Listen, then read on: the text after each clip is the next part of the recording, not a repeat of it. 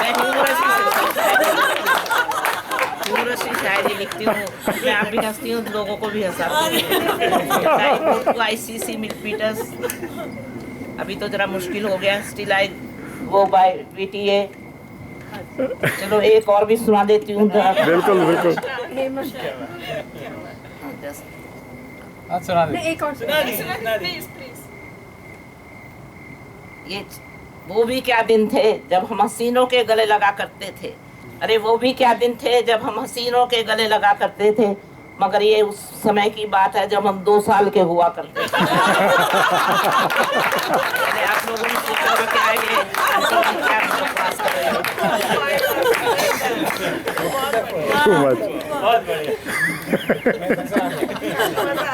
With two bright ladies here, I am Hemant Jain.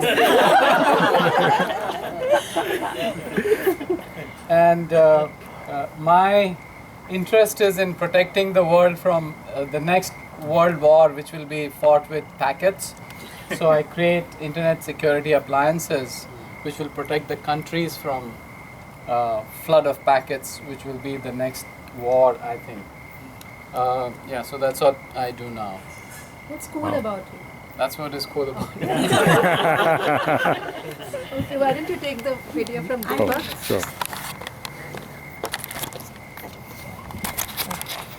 Hi, I'm Deepak Wankhede. I'm Lucknow batch of 2000 and in the Bay Area since about 2009, US since about 2007.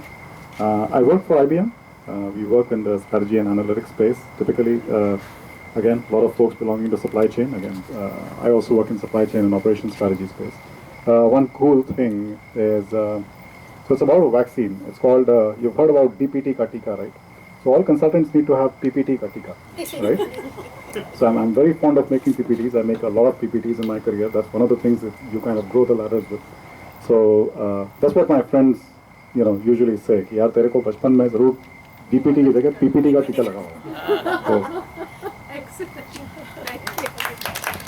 Now, another cool thing about him is he plays the piano and he did his level 4, CMM level 4. Oh, wow. Piano.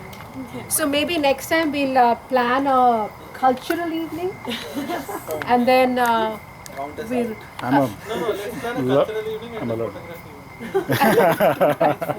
I'm a learner, so don't expect it. My name is Ashima. I'm from Ahmedabad, 83 batch. I'm the daughter of Sheth Jain and the wife of Hemant Jain and the mother of Ankit Jain, who's not here this weekend. The cool thing that I'm doing is on Wednesday, I go to Palm Springs for Vipassana. It's a 10-day meditation course, no electronics, no speaking, no dinner. So my family has already taken bets as to whether I'll be able to complete or not, or will I run away. So what I did was, I'm not driving down there, I'm not flying down there. I'm going to drive down, I'm not taking my car. I'll share a ride with another Vipassana attendee who I've never met before. So I can't come back easily.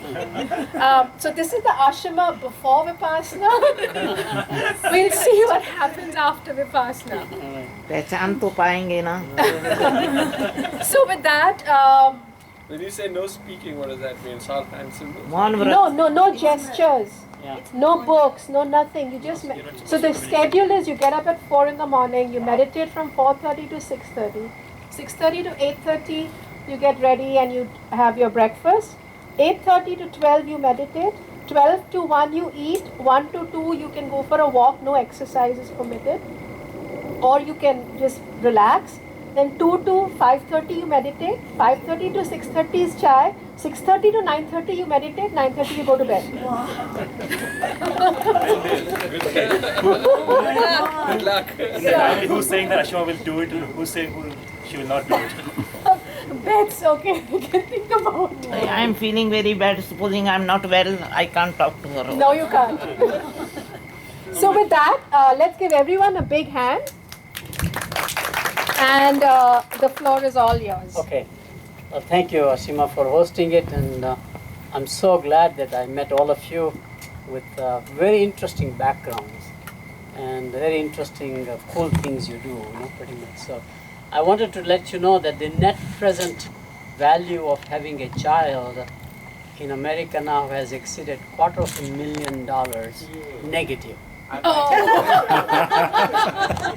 nowadays children give you no economic return, but they also give you headaches and heartaches, okay? I've been in the country from 1961, came as a foreign graduate student, became a professor very early, 1963. So I finished 50 years of teaching and also finished 51 years of marriage. So we celebrated, that's an equally good achievement essentially. And I've been very blessed. Have gone to Columbia, MIT, Illinois, Champaign-Urbana, University of Southern California, and now I'm in Atlanta at Emory University for longest time, more than 22 years. So, and we are pretty much now in Atlanta-based family, pretty much. Any questions you have? Maybe we can start with questions. We had questions. Anybody? Yeah, we had questions, so we can start. We start with yours about the scientist becoming what? PhD in business, or what? What was the question? The question was for PhDs thinking of going to academia and business schools. Any advice for that? Yeah, I think for the business school, the academic life is quite good. Probably not in the same league, let's say, as engineering to some extent, because in the business schools, we do allow outside consulting work. And sometimes that becomes a pretty significant, not only fulfilling, but an income stream for you. And the compensation in the business schools are pretty good, especially if you're a finance PhD, highest we pay. More autonomy. You don't join the academic world for compensation, you join for autonomy.